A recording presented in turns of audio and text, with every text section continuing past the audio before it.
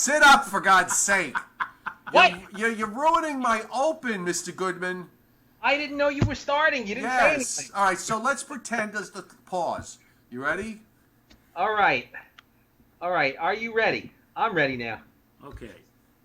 Hello. Hello. Hello. Hello. Hello. We're here. It's Joe Cioffi, Joe Rayo on the Joe and Joe Weather Show on this Wednesday night, September 5th, coming up on 25 after 9. And our buddy meteorologist Bill Goodman from the NWS. We're already way off. No, you're so silly. I was going to say, what was I going to say? Good Billman? Bill Goodman from NWS for New York City. Thanks for joining us. I've been called a lot worse, especially when it gets And sporty. before this show is over, sir, you may very well surpass that. You were most kind to be on my YouTube show tonight, which was at 6 o'clock. For those of you, double duty. He is, and for those of you who may have missed it and want to go back and look at it, there's a post on Facebook. So after the video is over, you can go watch that. It's 50 minutes of us. Hopefully we're done here at least. That's So let's roll along. We've got a couple of things we want to talk about.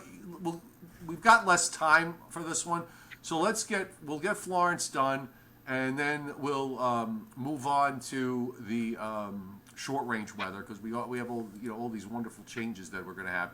So I've got Bill. Are you able to see what I have up or no? No, that's still a problem. But if you tell me where you're going, I'm going to put up the IR satellite loop of Florence right now, and still looks very impressive. The eye doesn't look like that I can see. It's hard to tell sometimes, but I can't see any clouds in the eye. It looks pretty clear. It's got that symmetrical look to it. I'm trying to see if there's any evidence of shear yet, and I don't see it yet. No sign of deterioration at the moment. Yeah, I mean, maybe just it doesn't look like completely circular. Tiny bit of southwesterly shear, but I mean, Florence is saying, so what?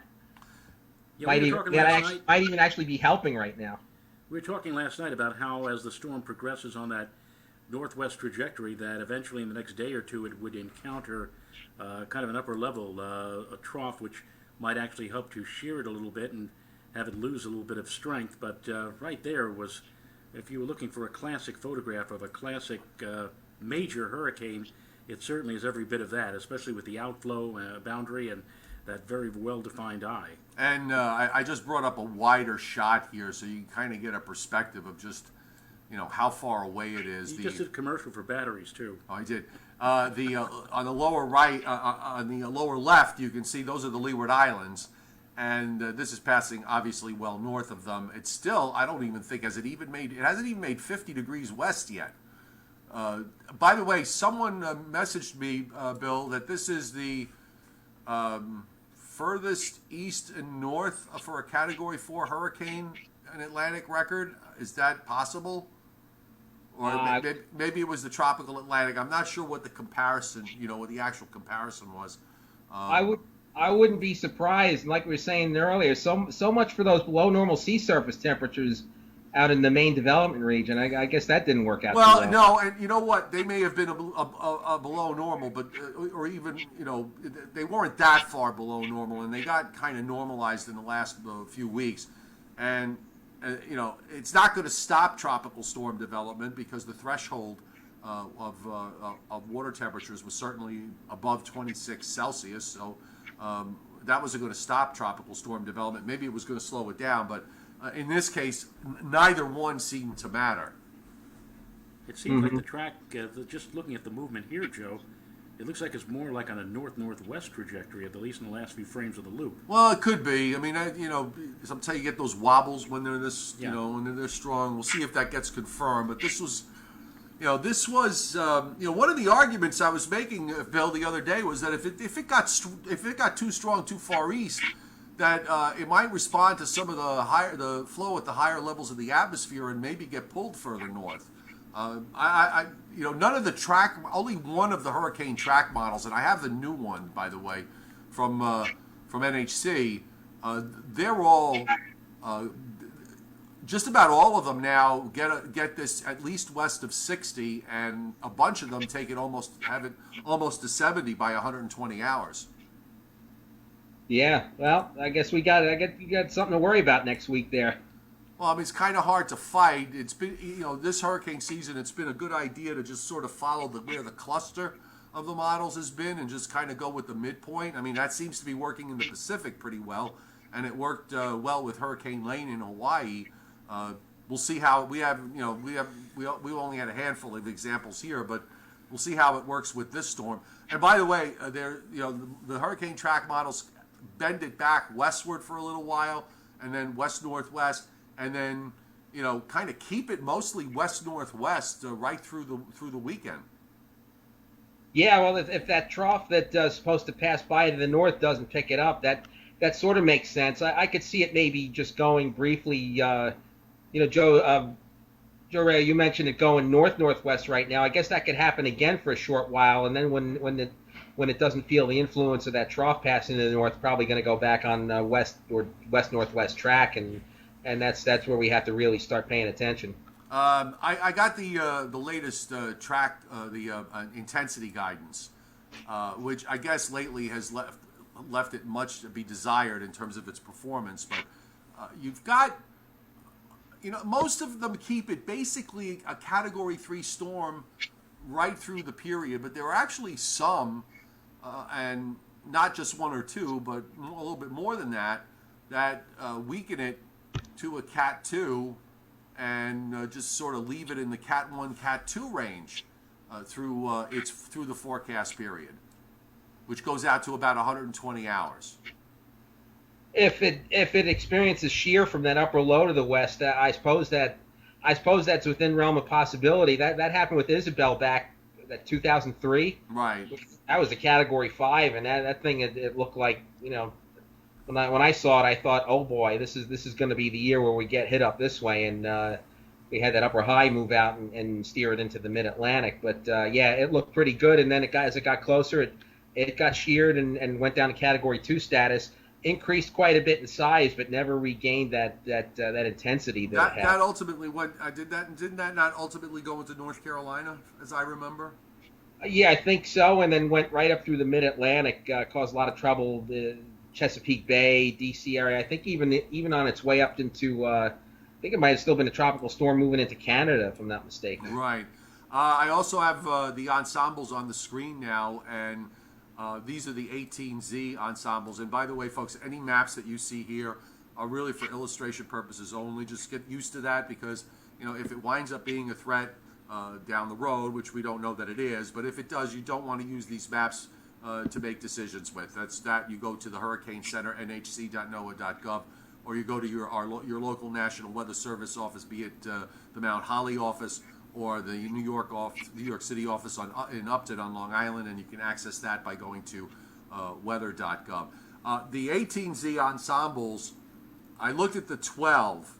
Most of the members are east of the operational, but they have come well to the left from the prior run. Even though it looks like the bulk of them are offshore, they are significantly to the left of the prior ensemble run. So, I think that's pause. That gives me a little bit of pause here.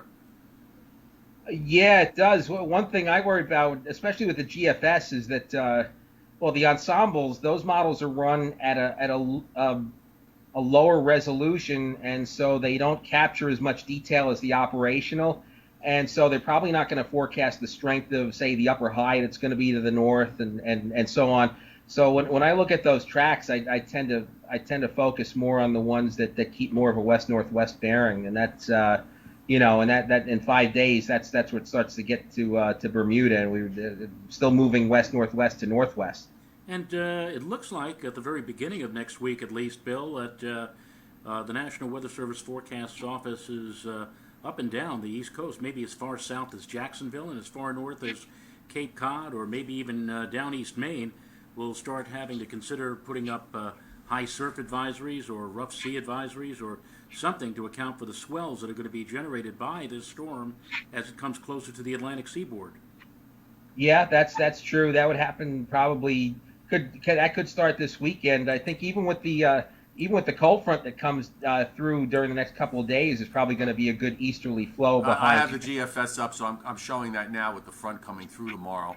And that may raise the seas up even well ahead of the hurricane. So yeah, it's not going to. I guess it's great if you're a surfer, not so great if you're just a beachgoer want to get your feet wet.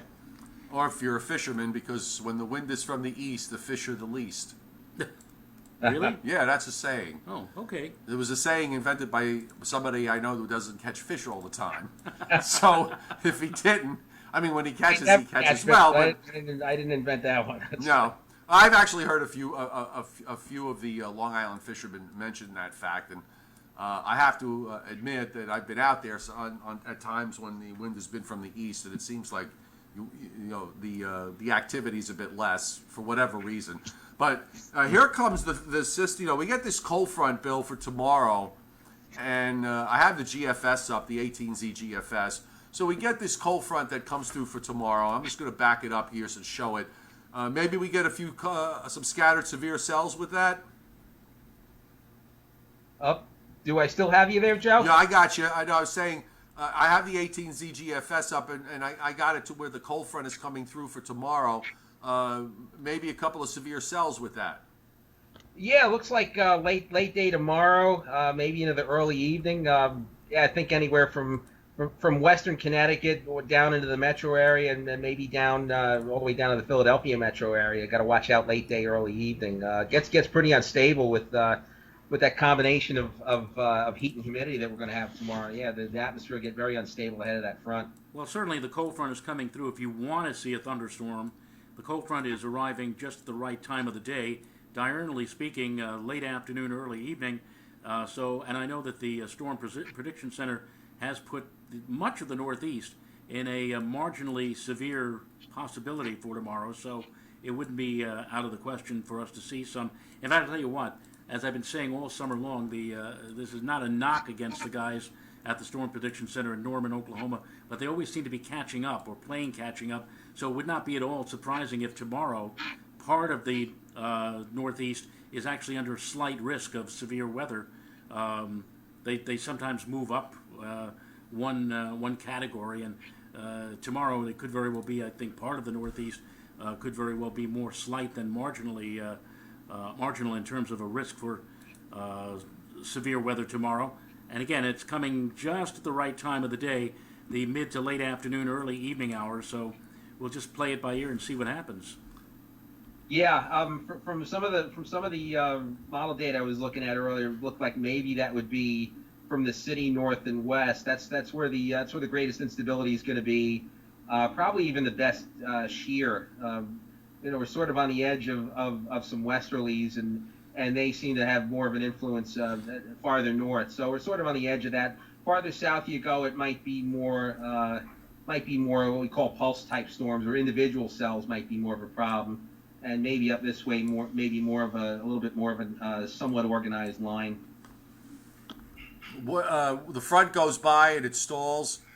How much dry air you think gets down here? I mean, are we going to maybe break out into a little bit of sun in some places on Saturday or Sunday for a little while?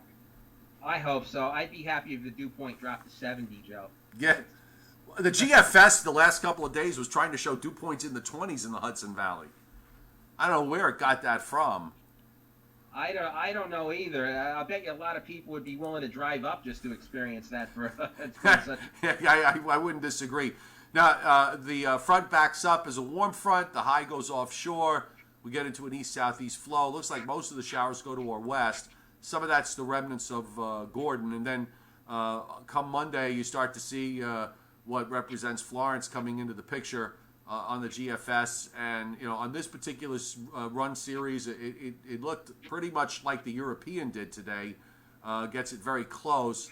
I advise those, if you're watching it at home, I mean, this is, none of this is secret. I mean, it's all public information. You can find these maps very easily on the internet, and if not, they'll find you on social media.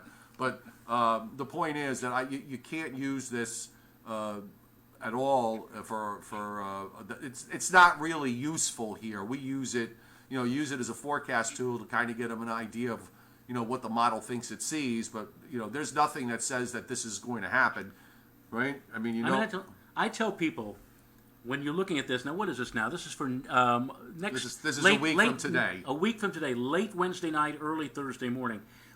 Joe and I, we have an editorial meeting every day here at Fios One with the people in the newsroom. And today, I just happened to mention to all of them, I said, well, look, it's not set in stone. It probably is going to change, but just keep it in the back of your mind that mid or late week next week, we might be dealing with or might be talking about a hurricane, and that hurricane, of course, is Florence. Certainly for our zones out on Long Island and for New Jersey, for the coastal areas, there are going to be sea swells and rough seas and rough surf that will be generated by that storm, whether or not it comes close or stays at bay, so to speak. But you have to put it in the heads of those in the newsroom to start considering and opening up their thoughts as to news stories that they may have to work on as we get to the middle and later. And then somebody has to think about ordering food. That's absolutely true. The most important thing in the newsroom is ordering food. So, Bill, you keep. I'm just gonna cover you for a second because I'm gonna go to. I can't have you and look at the posts that are coming up. So I want to just see if there are any questions. So you comment and I'll check on what everybody's saying. Okay, great. Astronomical high tides for next week. Well, that new moon is September the 9th. We were discussing that a little while ago. However, the highest tides will not be on September the 9th. There's always a 1 or 2 day lag period in the tides, depending upon where you happen to be, whether you are along the Jersey Shore, the South Shore of Long Island, whether or not you're in a bay or an inlet, or whether or not you're right at the ocean's edge. So the highest tides will probably be on Tuesday, and Bill and you, Joe, we all agree that by Tuesday of next week, certainly we're going to start feeling the effects of some sort of rough surf, rough sea being generated by Florence, even though Florence will still be many hundreds of miles away. So we'll start feeling the effects, the adverse effects from Florence, I think, at least on the waters, come next Tuesday. And the time of astronomical high tide and associated with that new moon probably will be sometime in the early part of next week. Brian Fitzgerald is our morning meteorologist and the boss. Is watching is watching us on a 55-inch television. Oh my, we're bigger than life. Oh, good Lord. Let me, actually seeing. I got a post here. MP Blanco says Staten Island still hasn't fully recovered from Sandy. What have we, just in general? What's changed in terms of the shoreline in the last 6 years? If we wind up, not saying that we are, but in the event that we are, under the effect of some kind of tropical system here, what can we expect this time around that might be different? Well, every storm is no two storms are alike. I almost hate to draw. Well, I guess what I'm getting at is. The tide, the flooding, some of the shoreline's been shored up, to say, where the tide heights now need to get a little bit higher in order to cause some problems. That's from what I understand. That's what they were able to do that in parts of New York Harbor. I suppose in some areas that's true. I tend to notice, like with high tides lately, just a running anomaly, as we call it, of a half a foot, that the actual high tides are oftentimes about a half a foot higher than what we expect, and that's just that. Some of that could be from previous wind events or fronts that go through. Another part of it could just be that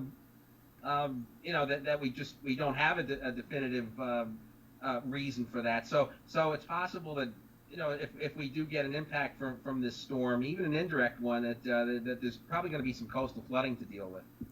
Cynthia Gwynn Yadis asks, "Hello, gentlemen, and thank you, Bill. A question: will Hurricane Hunter data be in the models at some point? They fly when Florence gets to 55 west, or is it 60? I thought maybe. Well, Bermuda's at 64. So, when do you think that they would be sending out the first plane?" I guess 55, 60. But as soon as it gets close enough where they can, safely fly a complete mission, I mean, getting that data, not just of the storm, but of all the of the entire environment surrounding the storm. You have to sample that too to get an idea of the steering currents. So I guess once we get to the weekend early next week and the Hurricane Center can start making flights like that, then hopefully that'll improve the model accuracy. We often say sometimes that they ought to be making the reconnaissance flights in the Pacific Ocean to see what's going on. I mean, there's so many factors that influence a hurricane's track, not just in the immediate vicinity, but way upstream. There could be things that are out over the Pacific that may have an eventual say in which way the hurricane goes. And they need to be sampled as best that we can as well. Joseph Anthony asks, this is actually something that I was also thinking about. We had ocean water temperatures for a while here that were quite warm because of that weeks of that southeast or southeast wind. The water temperatures I noticed have come off a little bit, especially close to the coast. But how would those water temperatures, are they high enough or above normal enough where they might have some impact on a storm, were a storm to move up the coast? Well, I think that's twofold. I think that there's a large area of above normal sea surface temperatures in a lot of the Northwest Atlantic, and that's probably what's helping drive some of these upper highs that don't want to let go and have led to the heat and humidity that we've had most of the summer. I think it's going to be. I think that's also going to help with the upper high that develops next week and help steer the hurricane whichever way it decides to go. Mark, I'm sorry. I'm sorry, Bill. Keep going.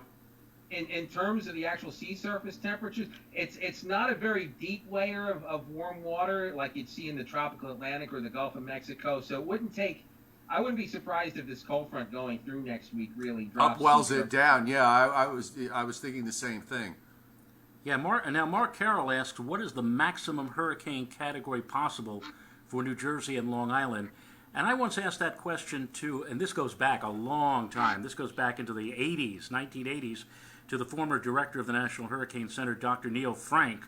I had posed that question to him, and he kind of danced around the possibility of maybe a Cat 3 as far north as, let's say, the latitude of New York, although I would also say from my own thoughts that if a hurricane is a Category 2 or even a Category 3 and is moving, has a very fast forward speed of 30 or 40 miles an hour, and I think we saw that with the 1938 hurricane that slammed into Long Island, you could add on to the with that momentum. You could add on to the hurricane's circulation and central winds to make it even greater than Category 3.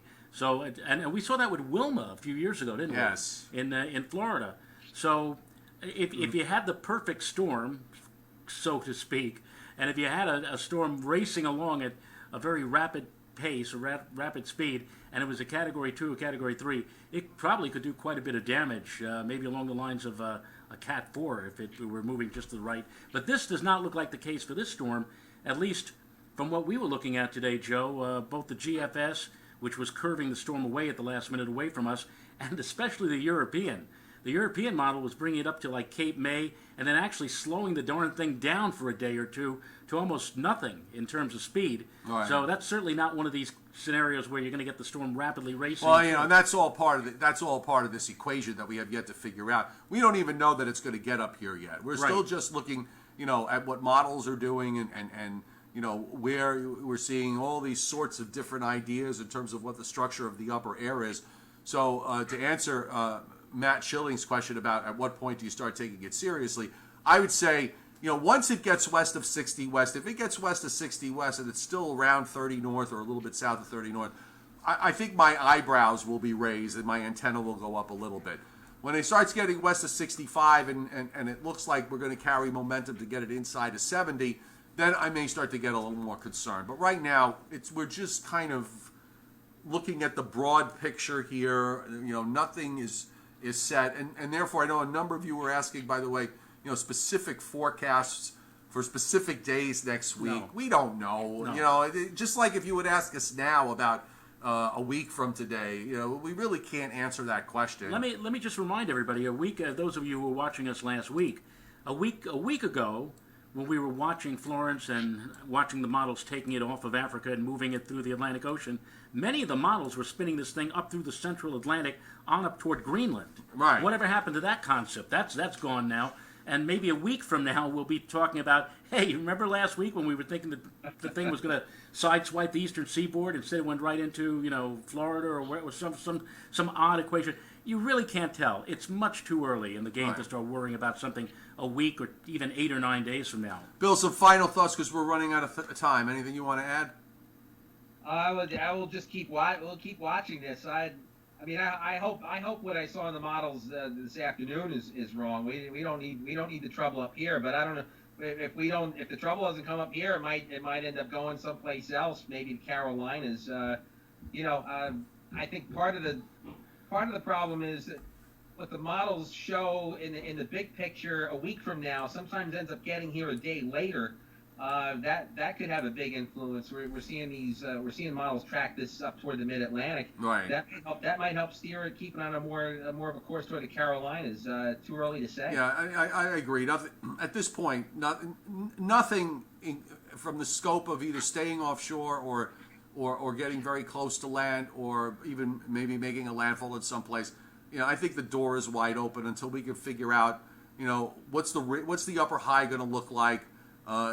Is there something in the upper atmosphere at the higher levels that might create some sort of odd scenario? And I'm alluding to the overnight GFS run from last night, which you had to look up at 25, 30,000 feet to find a fairly deep trough and a southerly flow setting up along the East Coast. So who knows from that respect? And I think that's the takeaway at this point is that right now, who knows?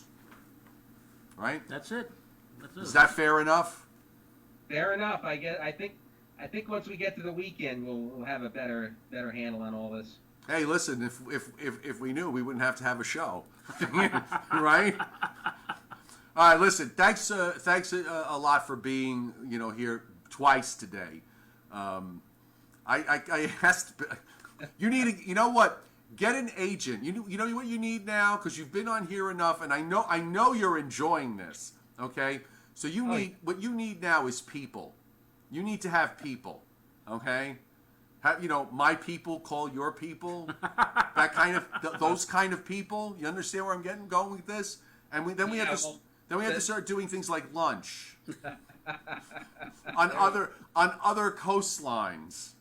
There we go. Now we're really talking. I'm not ready for that yet. A few more of these, maybe. We'll keep working. Well, get yourself an agent and a good contract, and you might be. The three of us will do some lunch sometime. Bill, out toward your area or his area, the Watermill Inn, maybe. Oh, it works for both of us since he and I are a mile apart anyway. Yeah, well, there'll be a little hike for me, but. Well, you like to drive. As long as, I'll you like to drive through the long Throgs Neck Bridge on a day side when it's backed up for miles. I'll go and meet you guys for lunch as long as one of you pick up the check. Well, that ain't happening. All right, Bill. Have a great night. We'll see you tomorrow. We'll talk to you again before maybe before the weekend. He could do it as a government write-off or something, Oh, I wish. That's if not only. happening either. All right. Have a great night. Take care. Right, dude, thanks again. All right, folks, we got to go. Joe and I coming up at the top of the hour. He's Lower Hudson Valley. He's New Jersey and Long Island, and oh boy, it may get fun here. Yeah, next week. Well, you know what? Let's wait. We got a weekend before that. Yeah. Jeffrey Banson and of course Terrence Cardinal Fitzgerald, who instead of being asleep because he has to be at work, is watching us on a 55-inch screen. They'll be on tomorrow morning to tell you that it's going to be hot again. And Addison Green and Brittany Borer in the midday hours, and they'll tell you how hot it is. And then just as the storm started rumbling in, that's when we arrived. And the leave. Masters of Disasters. All right, have a great evening, everybody. Thanks for being here. Check out my website post, by the way, on meteorologistjoecioffi.com. And if you want to go see more about what Bill had to say, check out my YouTube video that I did earlier tonight. Have a great evening. Bye.